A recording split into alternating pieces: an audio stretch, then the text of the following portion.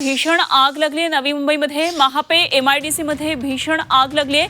अग्निशमन दल घटनास्थळी दाखल झालेला आहे आणि आगीवर नियंत्रण मिळवण्याचे शर्थीचे प्रयत्न सुरू आहेत। नवी मुंबईतून ही एक मोठी बातमी सध्या आगीवर नियंत्रण मिळवण्याचे शर्थीचे प्रयत्न सुरू आहेत। मोठी आग लागलेली आहे। आगीचा चांगलाच भडका उडालेला आपल्याला पाहायला मिळतोय। अग्निशमन दलाचे कर्मचारी सध्या घटनास्थळी दाखल झालेले आहेत। महापे एमआयडीसी मधली ही दुर्घटना आहे। हे अग्नितांडव महापे एमआयडीसी मध्ये घडलेलं आपल्याला पाहायला मिळतंय। अग्निशमन दलाचे कर्मचारी या ठिकाणी दाखल झालेले आहेत। आमचे प्रतिनिधी स्वाती नाईक सध्या आपल्याबरोबर जोडल्या गेल्यात। जाणून घेऊया काय नेमके तपशील आहेत ते। स्वाती, महापे एमआयडीसी मध्ये ही आग लागल्याचं कळतंय। नेमकी आग कुठे लागली, कारण काय आहे, काय सध्याची स्थिती आहे?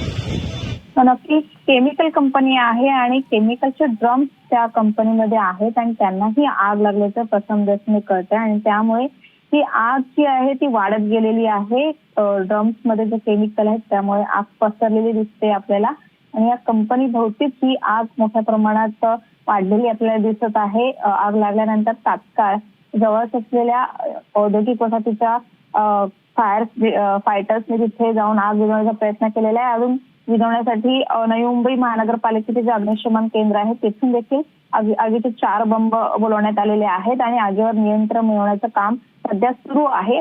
सध्या तरी यामध्ये कोणती जीवितहानीचं समोर नाहीये, कारण अजून आग विझलेली नाहीये। आतमध्ये कोणी अडकलाय का याची देखील माहिती घेतली जात आहे, परंतु आता सध्या आगीवर नियंत्रण आणण्याचं काम युद्धपातळीवर सुरू आहे।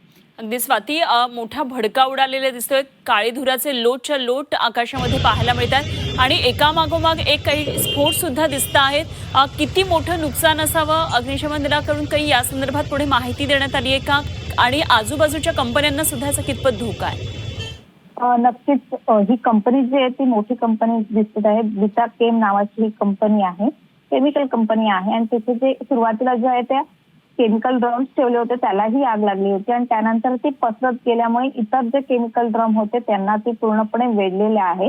बाजूला देखील कंपन्या आहेत त्यांना खाली करण्यात आलेल्या आहे आणि त्या साईडने देखील अग्निशमन दलाकडनं पाणी टाकण्यात येत आहे, जेणेकरून आग त्या कंपन्यांना वेढणार नाही याची काळजी अग्निशमन दलाकडनं घेण्यात येत आहे। एकंदरीत फोमचा मारा सुरू आहे आणि फोमच्या माऱ्यामुळे ही आग कशी नियंत्रणात येईल याच्याकडे तर दुर्लक्ष आहे। कारण केमिकलचं जे ड्रम्स आहेत त्याचा स्फोट होत असल्यामुळे देखील अग्निशमन दलाचे जे जवान आहेत त्यांना आत जाण्यास थोडासा त्रास होत आहे। जोपर्यंत हे कंट्रोल होत ड्रम फुटत असतील तर त्यांना आत जाणं शक्य नाहीये, त्यामुळे बाहेरूनच पाण्याचा आणि फोमचा मारा करून आगीवर नियंत्रण मिळवण्याचं काम सध्या सुरू आहे।